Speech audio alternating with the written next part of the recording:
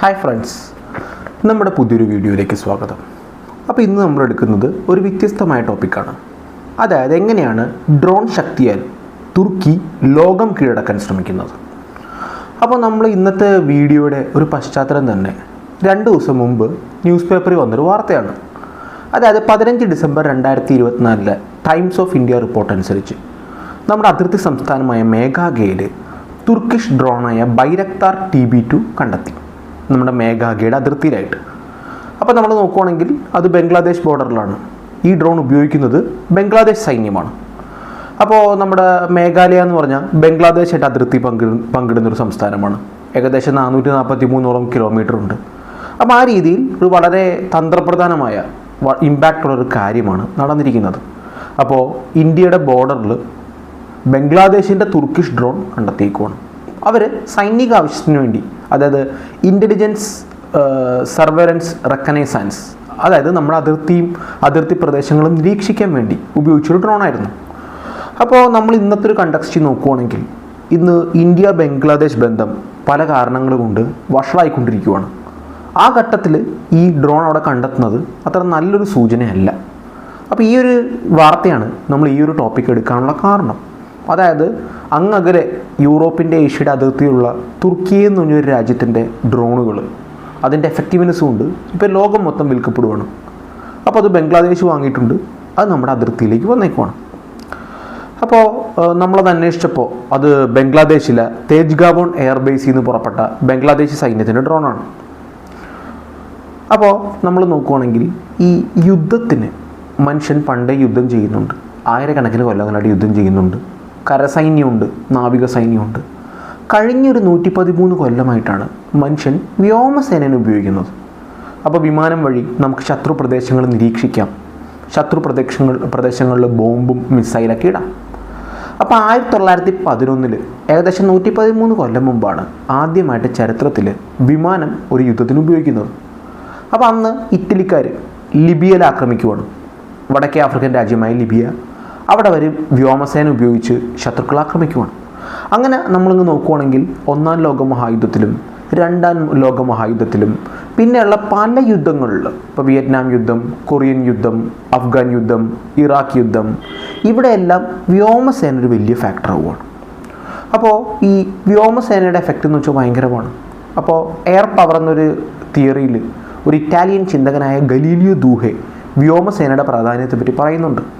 കാരണം ശത്രുക്കളുടെ മനോവീര്യം തകർക്കാൻ ഏറ്റവും നല്ലത് ശക്തമായിട്ട് എയർഫോഴ്സ് ഉണ്ടാക്കുക, അതുപയോഗിച്ച് ശത്രുവിൻ്റെ എല്ലാ കേന്ദ്രങ്ങളും, അതായത് വ്യവസായങ്ങൾ, അതുപോലെ പാർപ്പിട മേഖലകൾ, ശത്രുവിൻ്റെ സൈന്യം, ശത്രുവിൻ്റെ ആയുധങ്ങൾ, ഇതെല്ലാം ആക്രമിക്കുന്നതാണ്. അപ്പോൾ നമ്മൾ വ്യോമസേനയുടെ എഫക്റ്റ് പല യുദ്ധങ്ങളിൽ നമ്മൾ നേരത്തെ പറഞ്ഞ പോലെ കണ്ടു. അവർക്ക് പല കാര്യങ്ങൾ ചെയ്യാം. ഈ വിമാനങ്ങൾ ഉപയോഗിച്ച് നിരീക്ഷണം നടത്താം. അതിനാണ് ഇൻ്റലിജൻസ് സർവൈലൻസ് ആൻഡ് റെക്കനൈസൻസ് എന്ന് പറയും. ഈ വിമാനം ഉപയോഗിച്ച് സ്ഫോടക വസ്തുക്കളും മറ്റതും ശത്രുവിൻ്റെ റീജിയനിലിടാം. അങ്ങനെ പല യൂസുകൾ ഈ വ്യോമസേന കൊണ്ടുണ്ട്. അപ്പോൾ വ്യോമസേനയും പിന്നെ വരുന്ന വിമാനങ്ങളെ ആക്രമിക്കുക അല്ലെങ്കിൽ വരുന്ന വിമാനങ്ങളെ തടയുന്നതിനെയാണ് എയർ ഡിഫൻസ് സിസ്റ്റം എന്ന് പറയുന്നത്. അപ്പോൾ അതെല്ലാം ഇന്ന് ലോകരാജ്യങ്ങളിൽ വളരെ പ്രാധാന്യമുള്ളതാണ്. ഇപ്പോൾ നമ്മൾ നോക്കുകയാണെങ്കിൽ ലോകത്തിലെ ഒരു ഒട്ടുമിക്ക രാജ്യങ്ങൾക്കും ഇപ്പോൾ എയർഫോഴ്സ് ഉണ്ടാവും, എയർ ഡിഫൻസ് ഉണ്ടാവും, ധാരാളം പൈലറ്റുമാരുണ്ടാവും. അപ്പോൾ ആകാശം ഇപ്പോൾ ഒരു വലിയ യുദ്ധമേഖലയാണ്. അതൊരിക്കലും ആർക്കും ഒഴിവാക്കാൻ പറ്റില്ല. ഇനി നമ്മൾ പറയാൻ പോകുന്ന ഇതിൽ തന്നെ വേറൊരു ടെൻഡൻസിയാണ്. ഏകദേശം കഴിഞ്ഞ ഒരു പതിറ്റാണ്ടുകളിൽ നടന്നൊരു സംഭവമാണ് ഡ്രോണുകളുടെ ഉപയോഗം.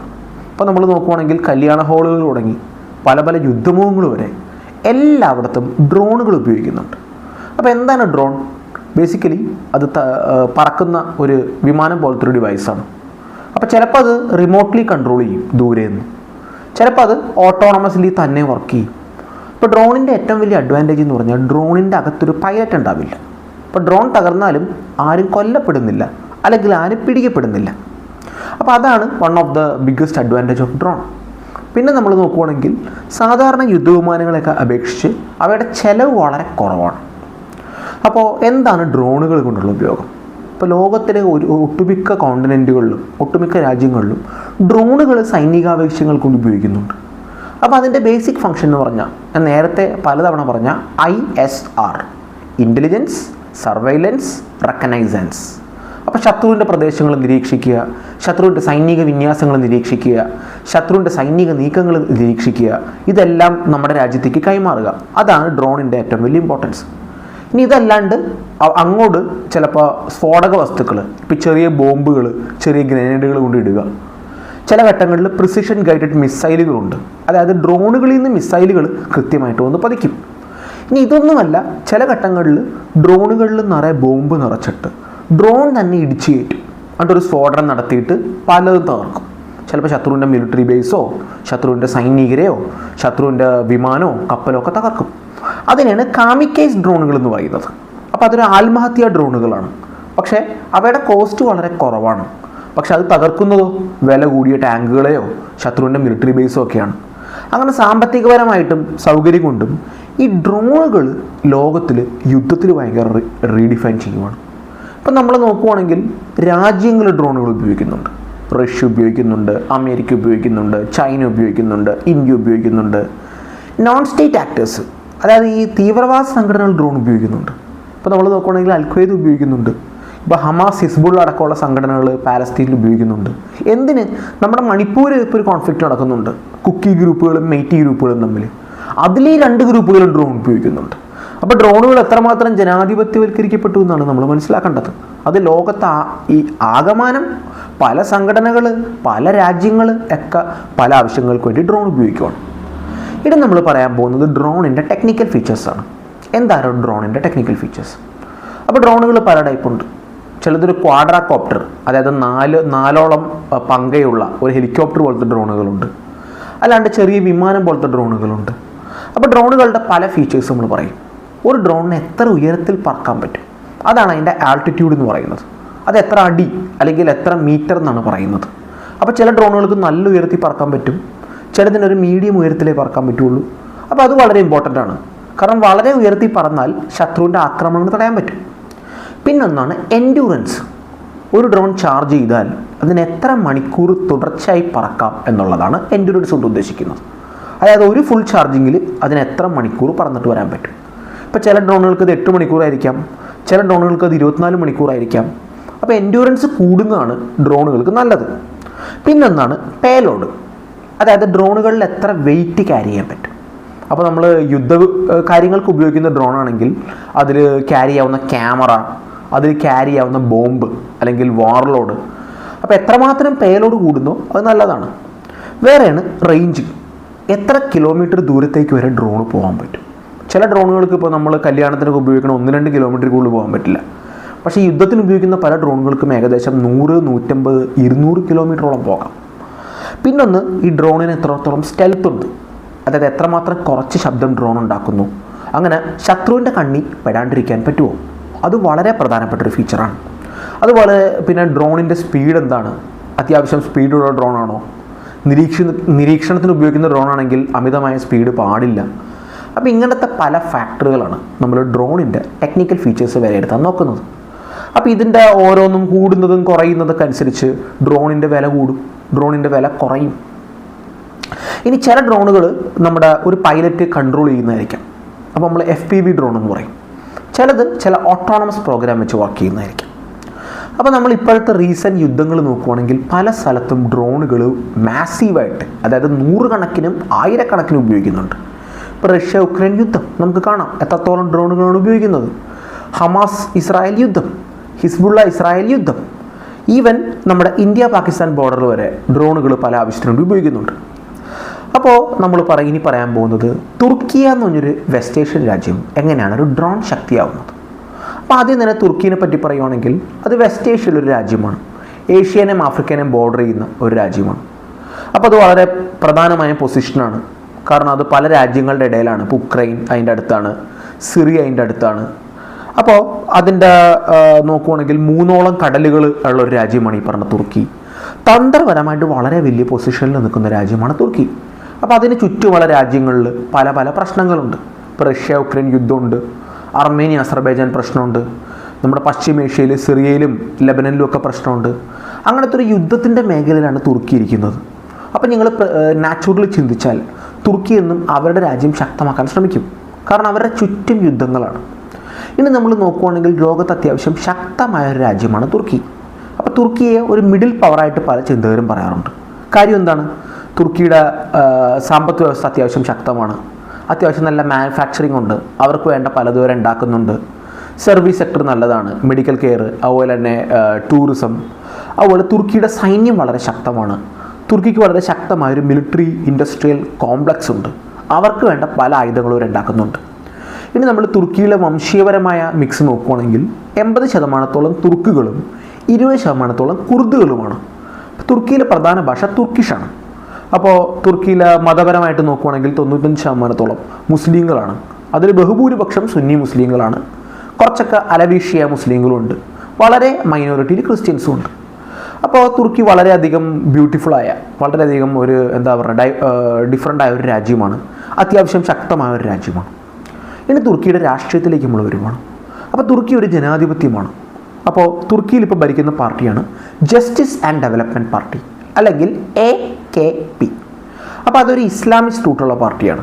അതായത് ഈ മുസ്ലിം ബ്രദർഹുഡിൻ്റെയൊക്കെ ആശയങ്ങളുള്ള ഒരു ഇസ്ലാമിക് ഡെമോക്രസി ഹെൽഡ് ചെയ്യുന്നൊരു പാർട്ടിയാണ് തുർക്കിയിലെ പാർട്ടി. അപ്പോൾ തുർക്കിയുടെ നേതാവാണ് റജീബ് തയ്യിബ് എർദോഗൻ. അപ്പോൾ അദ്ദേഹം വളരെ ശക്തനായ, ഈ മേഖലയിലെ അതിശക്തനായ നേതാക്കളിൽ ഒരാളാണ്. ഇനി നമ്മൾ നോക്കുകയാണെങ്കിൽ ഇസ്ലാമിക ലോകത്ത് തുർക്കിക്ക് ഭയങ്കര ആഗ്രഹങ്ങളുണ്ട്.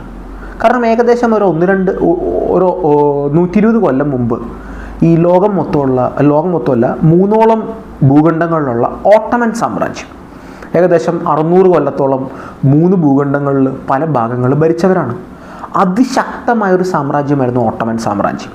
യൂറോപ്പിലും ഏഷ്യയിലും ആഫ്രിക്കയിലൊക്കെ ഉള്ള വലിയൊരു സാമ്രാജ്യം.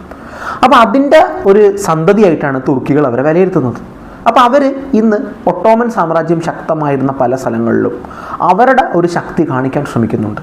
അപ്പോൾ ആ ഒരു വിദേശ നയത്തെ, അല്ലെങ്കിൽ ആ ഒരു പ്രതിരോധ നയത്തെയാണ് നവ ഒട്ടോമനിസം അല്ലെങ്കിൽ നിയോ ഒട്ടോമനിസം എന്ന് പറയുന്നത്. അവരപ്പോൾ യൂറോപ്പിലും അതുപോലെ ഏഷ്യയുടെ പല ഭാഗങ്ങളിലും ആഫ്രിക്കയിലും ഒക്കെ മധ്യ ഏഷ്യയിലൊക്കെ അവരുടെ ശക്തി കാണിക്കാൻ ശരിക്കും ശ്രമിക്കുന്നുണ്ട്. അപ്പോൾ എന്തൊക്കെ നോക്കിയാലും, സാമ്പത്തികമായിട്ട് നോക്കുവാണെങ്കിൽ, സൈനികമായിട്ട് നോക്കുവാണെങ്കിൽ, സാമൂഹികപരമായിട്ട് നോക്കുവാണെങ്കിൽ, സാങ്കേതികപരമായിട്ട് നോക്കുവാണെങ്കിൽ ഈ മേഖലയിലെ ഒരു വൻ ശക്തിയാണ് തുർക്കി. അപ്പോൾ ഏകദേശം 8 കോടിയോളം ജനസംഖ്യയൊക്കെയുള്ള അത്യാവശ്യം ശക്തമായ രാജ്യമാണ്. ഇനി നമ്മൾ പറയാൻ പോകുന്നത് എങ്ങനെയാണ് തുർക്കിക്കാർ ഈ ഡ്രോണുകളുടെ കാര്യത്തിൽ എക്സ്പെർട്ടായത്. അപ്പോൾ നമ്മൾ നോക്കുവാണെങ്കിൽ കഴിഞ്ഞ ഒരു 1-2 പതിറ്റാണ്ട് കൊണ്ട് ഡ്രോണിൻ്റെ വിഷയത്തിൽ വൻ ശക്തിയായ ഒരു രാജ്യമാണ് തുർക്കി. അപ്പോൾ നമ്മൾ തുർക്കിയുടെ ഡ്രോണിൻ്റെ ഡെവലപ്മെൻറ്റ് നോക്കുവാണെങ്കിൽ പണ്ട് തുർക്കിക്ക് ഡ്രോൺ ഉണ്ടാക്കാനുള്ള കപ്പാസിറ്റി ഒന്നും ഉണ്ടായിരുന്നില്ല. അപ്പോൾ ഏകദേശം 28 കൊല്ലം മുമ്പ്, അതായത് 1996 തുർക്കി ഡ്രോണൊക്കെ വാങ്ങിയിരുന്നത് അമേരിക്കയുടെ കയ്യിൽ. അപ്പോൾ തുർക്കിയെ സംബന്ധിച്ച് തുർക്കിയുടെ ജനസംഖ്യയിൽ 20% കുർദുകൾ. അവർ കുർദിഷ് ഭാഷയാണ് സംസാരിക്കുന്നത്, അവർ മുസ്ലിങ്ങളാണ്. അപ്പോൾ അവർക്ക് വളരെയധികം അടിച്ചമർത്തൽ തുർക്കിയിലുണ്ട്. അവരുടെ ഭാഷ, അവരുടെ സംസ്കാരം, അവരുടെ രാഷ്ട്രീയമൊക്കെ തുർക്കിഷ് ഗവൺമെൻറ് അടിച്ചമർത്തുന്നുണ്ട്. അപ്പോൾ അതിനെതിരെ ഈ കുർദിഷ് കലാപം തുർക്കിയിൽ എപ്പോഴും ഉണ്ട്. തുർക്കിയുടെ തെക്ക് കിഴക്ക് നോക്കുവാണെങ്കിൽ കുർദുകളുടെ ഏരിയയാണ്. അതുപോലെ സിറിയ, ഇറാഖിലൊക്കെ കുർദുകളുണ്ട്. അവിടെ നിന്നുള്ള കുർദുകളൊക്കെ തുർക്കിനെ ആക്രമിക്കാൻ വരാറുണ്ട്. അപ്പോൾ കുർദിഷ് വിമതരുമായിട്ട് തുർക്കി പതിറ്റാണ്ടുകളായിട്ടുള്ള യുദ്ധത്തിലാണ്. അപ്പോൾ അവർക്കെതിരെയാണ് ആദ്യം ഈ ഡ്രോൺ ഉപയോഗിച്ചത്. അവിടെ ഒരു കുർദ് സംഘടനയാണ് PKK. അപ്പോൾ അവിടെ ഈ തെക്ക് കിഴക്കൻ തുർക്കി എന്ന് പറഞ്ഞാൽ ഭയങ്കര മലയൊക്കെയുള്ള പ്രദേശമാണ്. അപ്പോൾ ഡ്രോൺ യുദ്ധം വളരെ ഇമ്പോർട്ടൻ്റ് ആണ്. പിന്നീട് തുർക്കി ഡ്രോൺ വാങ്ങിയത് ഇസ്രായേലിൻ്റെ കയ്യിൽ നിന്നാണ്. പക്ഷേ എന്താ പ്രശ്നം എന്ന് വെച്ചാൽ ഒരിക്കലും ഇസ്രായേലും അമേരിക്കയായിട്ട് തുർക്കിക്ക് പ്രശ്നങ്ങൾ വന്നു. അപ്പോൾ തുർക്കി സ്വയം ഡ്രോൺ ഉണ്ടാക്കാൻ നോക്കി. അങ്ങനെയാണ് തുർക്കിയുടെ ഡ്രോൺ ഡെവലപ്മെൻ്റ് ഒരു കഥ വരുന്നത്. അപ്പോൾ തുർക്കിയിലെ ഒരു പ്രധാനപ്പെട്ട കമ്പനിയായ തുർക്കിഷ് എയറോസ്പേസ് ഇൻഡസ്ട്രീസ് ആണ് അതിൽ റോൾ വഹിച്ചത്. പിന്നെ ബൈക്കാർ എന്ന് പറഞ്ഞൊരു കമ്പനിയുണ്ട്, അതാണ് വലിയ റോൾ വഹിച്ചത്. അപ്പോൾ ഈ ബൈക്കാർ എന്ന് പറഞ്ഞ കമ്പനീനെ ഓടിക്കുന്നത് സെൽസൂഖ് ബൈരക്താർ എന്ന് പറഞ്ഞൊരു തുർക്കിഷ് യുവാവാണ്. അപ്പോൾ ഒരു വളരെ ബുദ്ധിമാനായ യുവാവാണ്. അമേരിക്കയിലെ മസാച്യുസെറ്റ്സ് ഇൻസ്റ്റിറ്റ്യൂട്ട് ഓഫ് ടെക്നോളജിയിൽ നിന്ന് ഇലക്ട്രിക്കൽ എഞ്ചിനീയറിംഗ് പഠിച്ച് അവിടെ PhD ചെയ്തുകൊണ്ടിരിക്കുമ്പോൾ അത് നിർത്തിയാണ് ഈ ബൈരക്താർ തുർക്കിയിലേക്ക് വരുന്നത്. അതുകൊണ്ട് ബൈരക്താർ, ഈ സെൽസൂഖ് ബൈരക്താർ സ്വന്തം നോളജും സ്വന്തം അറിവൊക്കെ ഉപയോഗിച്ച് ഈ തുർക്കിയുടെ ഡ്രോൺ പദ്ധതി വർക്ക് ചെയ്യുവാണ്. അങ്ങനെ തുർക്കി ഒരു ഡ്രോൺ പദ്ധതി ഭയങ്കരമായിട്ട് വർക്ക് ചെയ്യുവാണ്. അങ്ങനെ തുർക്കി ഉണ്ടാക്കുന്ന ഡ്രോണാണ് ബൈരക്താർ TB2. അപ്പോൾ അത് അത്യാവശ്യം നല്ലൊരു ഡ്രോണാണ്. അങ്ങനെ തുർക്കി ആ ഡ്രോൺ ഉപയോഗിച്ച് ഈ നിരീക്ഷിക്കാനൊക്കെ ഉപയോഗിക്കാം.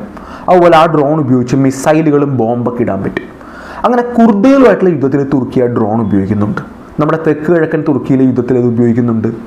സിറിയയിലെയും ഇറാഖിലും പലതവണ തുർക്കിഷ് ഡ്രോൺ ഉപയോഗിക്കുന്നുണ്ട്. അപ്പോൾ തുർക്കിയുടെ ഡ്രോൺ ഉപയോഗിക്കുമ്പോൾ തുർക്കി മിസൈലുകൾ ഉപയോഗിക്കാറുണ്ട്, ബോംബ് ഉപയോഗിക്കാറുണ്ട്. ചിലപ്പോൾ ഈ ഇലക്ട്രോണിക് വാർഫെയർ ഉപയോഗിച്ച്, ഇലക്ട്രോണിക് രശ്മികളൊക്കെ ഉപയോഗിച്ച് ശത്രുക്കളുടെ ഡ്രോണും ഡിഫൻസ് സിസ്റ്റമൊക്കെ ജാം ചെയ്യും. അങ്ങനെ വളരെ അഡ്വാൻസ് രീതിയിലാണ് തുർക്കി ഡ്രോൺ വാർഫെയർ നടത്തുന്നത്. അപ്പോൾ നമ്മൾ നോക്കുവാണെങ്കിൽ പല കോമ്പോണൻസും ഈ ഡ്രോണിൻ്റെ മോട്ടർ ഉൾപ്പെടെ പലതും തുർക്കി സ്വയം ഉണ്ടാക്കുന്നതാണ്. പക്ഷേ ചില കാര്യങ്ങളൊക്കെ ഈ എഞ്ചിനൊക്കെ തുർക്കി വിദേശ രാജ്യങ്ങളിൽ നിന്ന് വാങ്ങുന്നതാണ്. അപ്പോൾ ഇപ്പോൾ തുർക്കി അതെല്ലാം സ്വയം ഉണ്ടാക്കാൻ നോക്കുവാണ്. അപ്പോൾ ഇപ്പോൾ നോക്കുവാണെങ്കിൽ തുർക്കിയുടെ ഡ്രോൺ തുർക്കിക്ക് ഒരു വൻ അഭിമാനമായി മാറിയേക്കുവാണ്. അത് തുർക്കിഷ് ഒരു സെൽഫ് സഫിഷ്യൻസിയുടെ അടയാളമായിട്ട് മാറുവാണ്. അങ്ങനെ സെസിലൂക്ക് ബൈരക്താർ എന്ന ഈ എഞ്ചിനീയർ തുർക്കിയുടെ ഒരു സെലിബ്രിറ്റിയായി മാറുവാണ്. അങ്ങനെ അതിൻ്റെ ടെസ്റ്റ് ഇതൊക്കെ കഴിഞ്ഞു. 2016 സെസിലൂക്ക് ബൈരക്താറിന് വേറൊരു മുന്നേറ്റം ഉണ്ടായി. അദ്ദേഹം നമ്മുടെ തുർക്കിഷ് പ്രസിഡന്റ് എർദോഗൻ്റെ ഇളയ മോൾ സുമയ്യനെ വിവാഹം കഴിച്ചു. അങ്ങനെ സെസിലൂക്ക് ബൈരക്താർ എർദോഗൻ കുടുംബമായിട്ട് ശക്തമായിട്ടൊരു ബന്ധം ഉണ്ടാക്കുവാണ്. അപ്പോൾ നോക്കുക, അമ്മയ്യപ്പൻ രാജ്യത്തിൻ്റെ പ്രസിഡന്റ്, ഒരു ഏകാധിപതി എന്ന് തന്നെ പറയാം, മരുമോൻ ആയുധ കമ്പനിയുടെ ഏറ്റവും വലിയ ചീഫ്. അപ്പോൾ അത് തമ്മിൽ വളരെ പോസിറ്റീവ് ബന്ധമായിരിക്കും നമുക്കറിയാം. അങ്ങനെ നമ്മൾ തുർക്കിഷ് ഡ്രോണുകൾ നോക്കുവാണെങ്കിൽ അതിൻ്റെ ഏറ്റവും വലിയ അഡ്വാൻറ്റേജ് ബാക്കിയുള്ള രാജ്യങ്ങൾ ഉണ്ടാക്കുന്ന ഡ്രോണുകളുണ്ട്. ഇപ്പോൾ നോക്കുവാണെങ്കിൽ അമേരിക്ക, ഇസ്രായേൽ, അതിനെയൊക്കെ വെച്ച് തുർക്കിഷ് ഡ്രോണിൻ്റെ കോസ്റ്റ് വളരെ കുറവാണ്. അപ്പോൾ നമ്മൾ തുർക്കിഷ് ഡ്രോണിൻ്റെ ഒരു ഫാക്ടേഴ്സ് പറയുവാണെങ്കിൽ അമേരിക്ക ഉണ്ടാക്കുന്ന ഡ്രോണിനേക്കാളൊക്കെ വെയിറ്റ് ഏകദേശം 8 കുറവാണ്. അതിൻ്റെ സ്പീഡ് ഏകദേശം 220 കിലോമീറ്ററോളം വരെ സ്പീഡ് വരുന്ന ഒരു ഡ്രോണാണ്. ഇനി ഈ ഡ്രോണിൽ നമ്മൾ ബോംബ് ഉപയോഗിച്ചാൽ നമുക്ക് ടാങ്കുകൾ വരെ തകർക്കാം. പല ഘട്ടങ്ങളിലും തുർക്കിഷ് ഡ്രോണുകൾ ടാങ്കുകളും ശത്രുവിൻ്റെ ക്യാമ്പുകളും എയർ ഡിഫൻസൊക്കെ തകർത്ത് കളഞ്ഞിട്ടുണ്ട്. അപ്പോൾ വളരെ എഫക്റ്റീവാണ്. ഏകദേശം 150 കിലോയോളം പേലോഡുണ്ട്. അത്രയും സ്ഫോടക വസ്തുക്കൾ വരെ ഈ ഡ്രോണിൽ ക്യാരി ചെയ്യാം. അതുപോലെ തന്നെ 7600 മീറ്ററോളം ഉയരത്തിൽ വരെ ഇത് പറക്കും. അതാണ് ഇതിൻ്റെ ആൾട്ടിറ്റ്യൂഡ്. ഇനി ഇതിൻ്റെ എൻഡ്യൂറൻസ് നോക്കുവാണെങ്കിൽ ഏകദേശം 27 മണിക്കൂറോളം ഇതിന് തുടർച്ചയായിട്ട് പറക്കാം. അപ്പോൾ ഇതിൻ്റെ റേഞ്ച് നോക്കുവാണെങ്കിൽ 300 കിലോമീറ്ററോളം പറക്കാം. അപ്പോൾ ഒരു രാജ്യത്തിൻ്റെ അകത്ത് കയറി ഓപ്പറേഷൻ നടത്താൻ പറ്റിയൊരു ഡ്രോണാണ് തുർക്കിയുടെ ബൈരക്താർ TB2. അപ്പോൾ ഇത് നമ്മൾ പറയുവാണെങ്കിൽ ഡ്രോണിൻ്റെ ടെക്നിക്കൽ ഫീച്ചർ നോക്കുവാണെങ്കിൽ ഒരു മെയിൽ ഡ്രോണാണ്. അതായത് മീഡിയം ആൾട്ടിറ്റ്യൂഡ് ലോങ് എൻഡ്യൂറൻസ് ഡ്രോണാണ്. ഇനി ഇതിൻ്റെ വില നോക്കുമ്പോഴാണ് നമ്മൾ മനസ്സിലാക്കുന്നത് ഇതിൻ്റെ ഒരു യൂണിറ്റിൻ്റെ വില 2 മുതൽ 5 മില്യൺ വരെയാണ്. അതായത് ഏകദേശം ഒരു 20 കോടി 40 കോടി. അപ്പോൾ ലോകത്തിലെ ഡ്രോണുകൾ വെച്ച് നോക്കുമ്പോൾ അതിൻ്റെ ചിലവ് വളരെ കുറവാണ്. അപ്പോൾ അമേരിക്കൻ, ഇസ്രായേൽ ഡ്രോണുകളൊക്കെ വെച്ച് നോക്കുമ്പോൾ ഇതിൻ്റെ കോസ്റ്റ് വളരെ വളരെ കുറവാണ്. അതാണ് തുർക്കിഷ് ഡ്രോണുകൾ അട്രാക്റ്റീവ് ആക്കുന്നത്. ഇനി നമ്മൾ നേരത്തെ പറഞ്ഞു തുർക്കിയുടെ വിദേശ പ്രതിരോധ നയങ്ങളിലൊരു പോളിസിയാണ് നവ ഒട്ടോമനിസം. അങ്ങനെ എർദോഗൻ മുസ്ലിം രാജ്യങ്ങൾക്കിടെ ഒരു വലിയ നേതാവായി മാറാൻ ശ്രമിക്കുവാണ്, ഒരു സുൽത്താനായി മാറാൻ ശ്രമിക്കുവാണ്. അപ്പോൾ എർദോഗൻ്റെ സുഹൃത്തുക്കളായ പല രാജ്യങ്ങളുണ്ട്, ശത്രുക്കളായ പല രാജ്യങ്ങളുണ്ട്. അവിടെ ഇപ്പോൾ സുഹൃത്ത് രാജ്യങ്ങളിൽ ഭരണകൂടങ്ങളെ സഹായിക്കാൻ എർദോഗൻ ഡ്രോൺ വിൽക്കാറുണ്ട്. ശത്രു രാജ്യങ്ങളുടെ ഭരണകൂടങ്ങളെ വീക്കാക്കാൻ അവിടുത്തെ വിമതർക്ക് എർദോഗൻ ഈ ഡ്രോൺ വിൽക്കാറുണ്ട്. പല സ്ഥലങ്ങളിലും തുർക്കി ഇടപെടാറുണ്ട്. അവിടെയെല്ലാം തുർക്കി ഡ്രോൺ ഉപയോഗിക്കാറുണ്ട്. അപ്പോൾ തുർക്കിയുടെ ഹാർഡ് പവർ, അതായത് മിലിറ്ററി പവറും അതുപോലെ തന്നെ എക്കണോമിക് പവറും അവർ വ്യക്തമായിട്ട് ഉപയോഗിക്കുന്നുണ്ട്. അങ്ങനെ ഈ ഡ്രോണിൻ്റെ ഒരു എഫക്റ്റീവ്നെസ്സും ബിസിനസ്സും തുർക്കിനെ വളരെയധികം സഹായിച്ചിട്ടുണ്ട്. സാമ്പത്തികമായിട്ട് തുർക്കിയിലേക്ക് അത് ധാരാളം വിദേശ നാണയം കൊണ്ടിരുന്നുണ്ട്. ഡിപ്ലോമാറ്റിക്കലി ഇത് തുർക്കിക്ക് ഭയങ്കര വെയിറ്റ് കൊടുക്കുന്നുണ്ട്.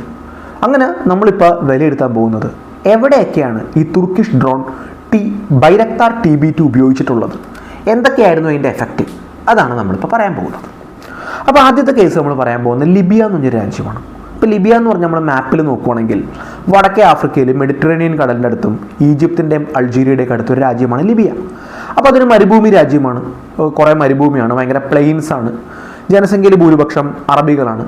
അപ്പോൾ അവിടെ ഭരിച്ചിരുന്ന ഗദ്ദാഫി എന്ന് പറഞ്ഞ നേതാവായിരുന്നു. 2012 ഗദ്ദാഫിക്ക് അധികാരം നഷ്ടപ്പെട്ടു. അങ്ങനെ ലിബിയയിൽ ഒരു ആഭ്യന്തര യുദ്ധം തുടങ്ങുകയാണ്. അപ്പോൾ ലിബിയയിൽ 2 ഗവൺമെൻറ്റുകളാണുള്ളത്. ഒരു ഭാഗത്ത് UN-ൻ്റെ അംഗീകാരമുള്ള GNAയും ഒരു ഭാഗത്ത് ഒരു യുദ്ധപ്രഭുവായ ഖലീഫ ഹഫ്താർ നയിക്കുന്ന ലിബിയൻ നാഷണൽ ആർമി. അപ്പോൾ 2 രാജ്യങ്ങൾ പോലെ ലിബിയ നിൽക്കുന്നത്.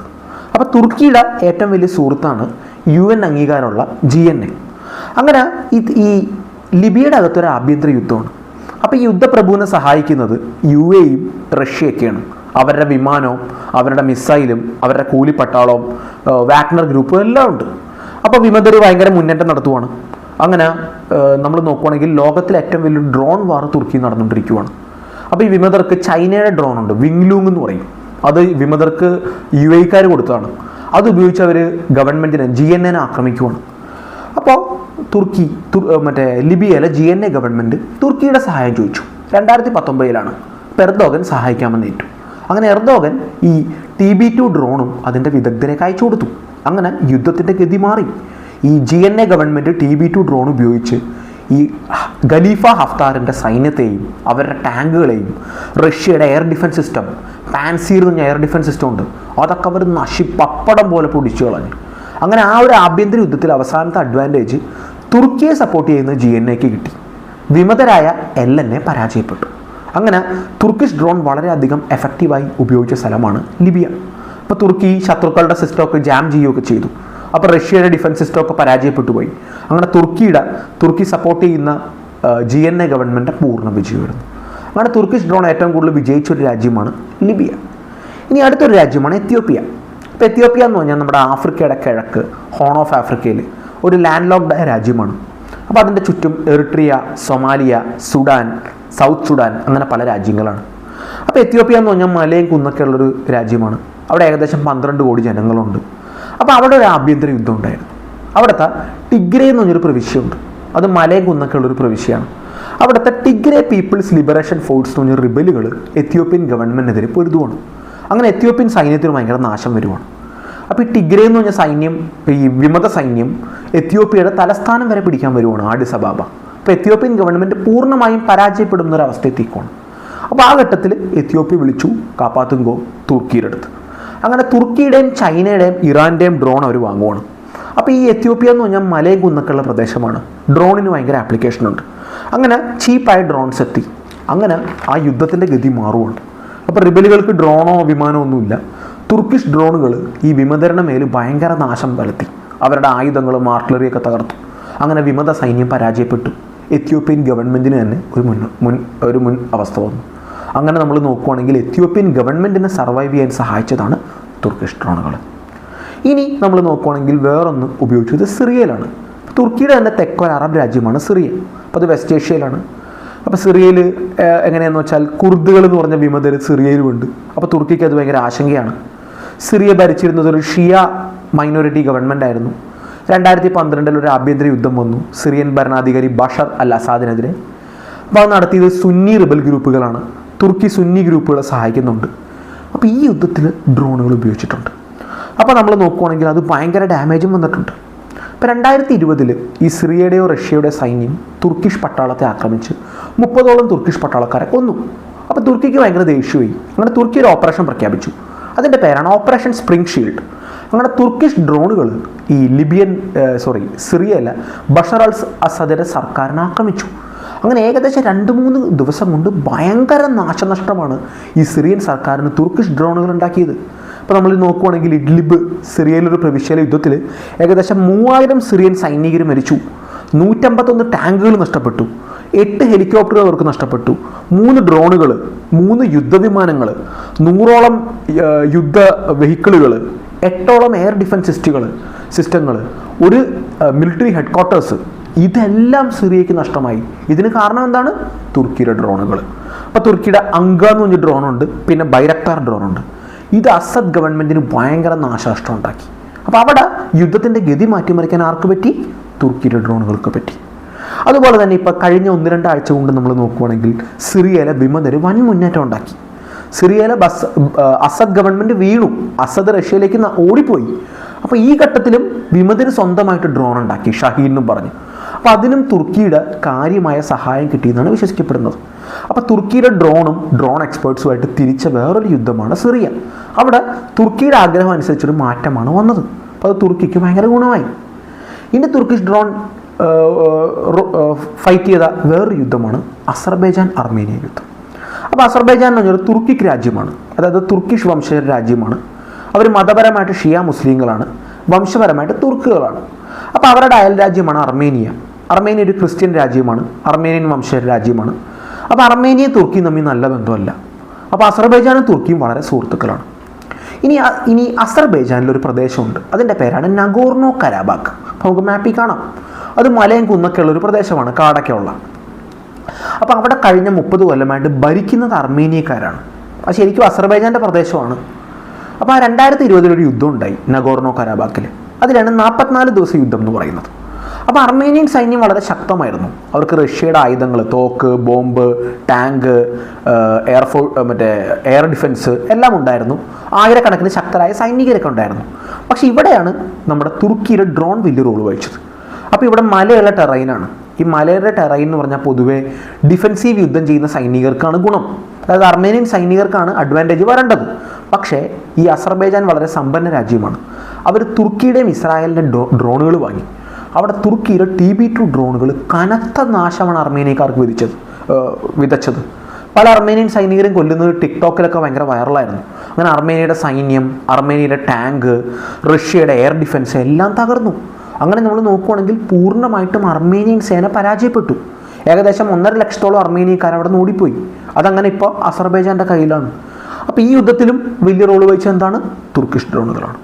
ഇനി നമ്മൾ റഷ്യ ഉക്രൈൻ യുദ്ധം നോക്കുകയാണെങ്കിൽ 2022 തുടങ്ങി. അപ്പോൾ അത് ഭയങ്കര യുദ്ധം വന്നു. ആ ഘട്ടത്തിൽ ഉക്രൈനെ ആദ്യഘട്ടത്തിൽ സഹായിച്ച എന്താണ്? തുർക്കിഷ് ഡ്രോണുകൾ. പലപ്പോഴും റഷ്യയുടെ എയർ ഡിഫൻസ് തകർത്തു. കുറേ റഷ്യൻ സൈനികരെ ഈ ഡ്രോണുകൾ കൊന്നു. റഷ്യയുടെ മോസ്കോ എന്ന് പറഞ്ഞൊരു യുദ്ധക്കപ്പലുണ്ട്, ഒരു പ്രധാനപ്പെട്ട യുദ്ധക്കപ്പലാണ് കരിങ്കടലിൽ. അതിനെ തകർക്കാൻ തുർക്കിഷ് ഡ്രോണുകൾ വലിയ റോൾ വഹിച്ചിട്ടുണ്ട്. അപ്പം നമ്മൾ നോക്കുവാണെങ്കിൽ ഈ ഉക്രൈൻകാർ തുർക്കിഷ് ഡ്രോണിനോട് ഭയങ്കര ആരാധനയൊക്കെയായി. ഒരു പാട്ട് വരെ ഇറങ്ങിയതിനെപ്പറ്റി, ഈ ബൈരക്താറിനെ പറ്റി. അപ്പോൾ തുർക്കിഷ് ഡ്രോണുകൾ ഇപ്പോൾ ലോകത്ത് ഭയങ്കര ഫേമസ് ആയി. അത് ഗുണം മെച്ചം, വില തുച്ഛം. വില ഭയങ്കര ചീപ്പാണ്. അതിനൊരു വലിയ ക്യൂ വന്നേക്കുവാണ്. ഏകദേശം 28ഓളം രാജ്യങ്ങൾ ഇപ്പോൾ തുർക്കിയായിട്ട് ഡ്രോൺ വാങ്ങാനായിട്ട് പല കരാറുകളും പല ഘട്ടങ്ങളിലാണ്. കുറേ പേര് വാങ്ങി. ഖത്തർ, സൗദി അറേബ്യ, കുവൈറ്റ്, മാലി, മാൽദീവ്സ്, നൈജർ, ടോഗോ, ബംഗ്ലാദേശ്, പാകിസ്ഥാൻ, അങ്ങനെ ഏഷ്യയിലും ആഫ്രിക്കയിലും ഈവൻ യൂറോപ്പിൽ വരെ പല രാജ്യങ്ങൾ തുർക്കിയുടെ ഡ്രോണുകൾ വാങ്ങുവാണ്. അങ്ങനെ തുർക്കി ഒരു ഡ്രോൺ പവറായി മാറുവാണ്. ഈ ഡ്രോൺ വിൽക്കുന്ന വഴി തുർക്കിക്ക് ധാരാളം സാമ്പത്തിക ലാഭമുണ്ട്. ഈ ഡ്രോൺ വിൽക്കുന്ന വഴി തുർക്കിക്ക് ഭയങ്കര ഡിപ്ലോമാറ്റിക് ലിവറേജ് വരുവാണ് ഈ രാജ്യങ്ങൾക്കിടയിൽ. അപ്പോൾ ഇപ്പോൾ അമേരിക്കനെ റഷ്യനെയൊക്കെ പോലെ തുർക്കിയുടെ ആയുധങ്ങളും വളരെയധികം ലോകത്തിൽ ഡിമാൻഡ് വരുവാണ്. അപ്പോൾ അത് തുർക്കിനെ ഒരു വൻ ശക്തിയാക്കി മാറ്റുവാണ് ഡ്രോൺ രംഗത്ത്. അപ്പോൾ ഇങ്ങനെയൊക്കെ പറഞ്ഞാലും തുർക്കിഷ് ഡ്രോണുകൾക്കും പരാജയം വന്നിട്ടുണ്ട്. ഇപ്പോൾ നമ്മൾ പറയുവാണെങ്കിൽ റഷ്യ ഉക്രൈൻ യുദ്ധത്തിൽ ആദ്യഘട്ടങ്ങളിൽ തുർക്കിഷ് ഡ്രോണുകൾ ഭയങ്കര നാശം വിതച്ചു. പക്ഷേ പിന്നെ റഷ്യക്ക് നല്ല എയർ ഡിഫൻസ് ഉണ്ട്. ഈ ഇലക്ട്രോണിക് വാർ എന്ന് പറയും. അതായത് വരുന്ന ഡ്രോണുകളെ ജാം ചെയ്യാം. ഇപ്പോൾ ഡ്രോൺ തന്നെ നിന്ന് പോകും. അങ്ങനെ പിന്നെ നോക്കുവാണെങ്കിൽ തുർക്കിയുടെ 100 കണക്കിന് ഡ്രോൺ ഈ ഉക്രൈനിൽ നശിച്ചു വീണു. അപ്പോൾ തുർക്കിക്ക് ഭയങ്കര ചീത്തപ്പേരാവാൻ നോക്കി. അപ്പോൾ ഈ ഡ്രോണിന് പോരായ്മകളുണ്ട്. അപ്പോൾ റഷ്യ പലതും വെടിവെച്ചിട്ടു. അപ്പോൾ നമ്മൾ നോക്കുവാണെങ്കിൽ ഈ നോൺ സ്റ്റേറ്റ് ആക്ടേഴ്സ് ഉണ്ട്, ചെറിയ റിബൽ ഗ്രൂപ്പുകൾക്ക്. അതിനെതിരെ തുർക്കിഷ് ഡ്രോൺ വളരെ ശക്തമാണ്. പക്ഷേ ശക്തമായ രാജ്യങ്ങൾ വരുമ്പോൾ തുർക്കിഷ് ഡ്രോൺ വലിയ ശക്തിയില്ല. നമ്മൾ സായിപ്പിനെ കാണുമ്പോൾ കവാത്ത് മറക്കുന്ന ഒരു ചൊല്ലു പറയുന്ന പോലെ ശക്തമായ രാജ്യങ്ങൾ വരുമ്പോൾ അതിപ്പോൾ അത്ര ശക്തമല്ല. അതാണ് നമ്മൾ ഈ യുക്രൈനിൽ ഇപ്പോൾ കാണുന്നത്. പഴയ പോലെ എഫക്റ്റീവ്നെസ് അതിനില്ല. അപ്പോൾ ഇനി തുർക്കിഷ് ഡ്രോണുകൾക്ക് എന്താണ് ഇന്ത്യയിലുള്ള ഇമ്പാക്റ്റ്? നമ്മൾ ഇന്ത്യയുടെ ഒരു രാഷ്ട്രീയ അവസ്ഥ നോക്കുവാണെങ്കിൽ പാകിസ്ഥാനും ബംഗ്ലാദേശും ഇപ്പോൾ നമ്മളുമായിട്ട് നല്ല ബന്ധത്തിലല്ല. അപ്പോൾ ഈ പാകിസ്ഥാൻ തുർക്കിഷ് ഡ്രോൺ വാങ്ങി ഉപയോഗിക്കുന്നുണ്ട്. അവരുടെ പല എയർബേസുകളിലും ഇത് കണ്ടെത്തിയിട്ടുണ്ട്. ബംഗ്ലാദേശ് അത് ഉപയോഗിക്കുന്നുണ്ട്. നമ്മുടെ അയൽ രാജ്യമായ മാൽദീവ്സ് അത് വാങ്ങിയിട്ടുണ്ട്. ഇപ്പോൾ ഇന്ത്യയുടെ ചുറ്റും പല രാജ്യങ്ങളും ബൈരക്താർ ഡ്രോൺ വാങ്ങിയിട്ടുണ്ട്. അപ്പോൾ ബൈരക്താർ ഡ്രോൺ പല ഘട്ടങ്ങളിലും വളരെ എഫക്റ്റീവായിട്ട് കണ്ടിട്ടുണ്ട്. അപ്പോൾ ഭാവിയിൽ ഈ രാജ്യങ്ങൾ ഇന്ത്യയായിട്ടൊരു യുദ്ധം വന്നാൽ, ഇപ്പോൾ പാകിസ്ഥാൻ വന്നാൽ, ഇനി ഒരുപക്ഷെ ബംഗ്ലാദേശ് വന്നാൽ, ഇവരെല്ലാം ബൈരക്താർ ഉപയോഗിക്കാൻ ചാൻസ് ഉണ്ട്. അപ്പോൾ അത് ഇന്ത്യക്ക് ചിലപ്പോൾ ഒരു നാശം വിതയ്ക്കാൻ ചാൻസ് ഉണ്ട്. പക്ഷേ ഇന്ത്യക്ക് അത്യാവശ്യം നല്ലൊരു എയർ ഡിഫൻസ് സിസ്റ്റവും ഉണ്ട്. അപ്പോൾ അതുകൊണ്ട് ഇന്ത്യ ചിലപ്പോൾ പിടിച്ചു നിന്നേക്കും. അപ്പോൾ അതിന് ഇന്ത്യയിലുള്ള ഇമ്പാക്റ്റ് ഇതാണ്. അപ്പോൾ ഇന്ത്യക്ക് തുർക്കി ഈ ഡ്രോൺ വിൽക്കില്ലെന്ന് പറഞ്ഞിട്ടുണ്ട്. അവരുടെ സുഹൃത്തുക്കളായ പാകിസ്ഥാനും ബംഗ്ലാദേശൊക്കെ ഇവർ കൊടുക്കുകയുള്ളൂ. അപ്പോൾ ഇന്ത്യക്ക് തുർക്കിയുടെ ഡ്രോൺ ആവശ്യമില്ല. അത്യാവശ്യം നല്ല ഡ്രോണുകൾ നമ്മളിപ്പോൾ ഡെവലപ്പ് ചെയ്യുന്നുണ്ട്. ഈവൻ ബൈരക്താറിനേക്കാളും ചീപ്പായൊരു ഡ്രോൺ നമ്മൾ അടുത്തിടെ ഡെവലപ്പ് ചെയ്തിട്ടുണ്ട്. അതിൽ വാർത്തകൾ അനുസരിച്ച് ഏകദേശം 30,000 രൂപ വരുന്ന ഡ്രോൺ വരെ ഇന്ത്യ ഡെവലപ്പ് ചെയ്ത് തുടങ്ങി. അതെങ്ങനെ ക്ലിക്ക് ആവുകയാണെങ്കിൽ തുർക്കിയെ വെല്ലുന്നൊരു ഡ്രോൺ പവർ അവൻ ഇന്ത്യക്ക് പറ്റും. അപ്പോൾ ഇതാണ് നമ്മളിന്ന് തുർക്കിയുടെ ഡ്രോൺ ശക്തിയെപ്പറ്റി പറയാൻ ഉദ്ദേശിക്കുന്നത്. എങ്ങനെയാണ് അവരുടെ ഡ്രോൺ ശക്തി വളർന്നത്, എന്താണ് അതിൻ്റെ ഫീച്ചേഴ്സ്, അതെങ്ങനെയാണ് അവർ ലോകത്തൊരു വൻ ഡ്രോൺ ശക്തി അവൻ സഹായിക്കുന്നത്.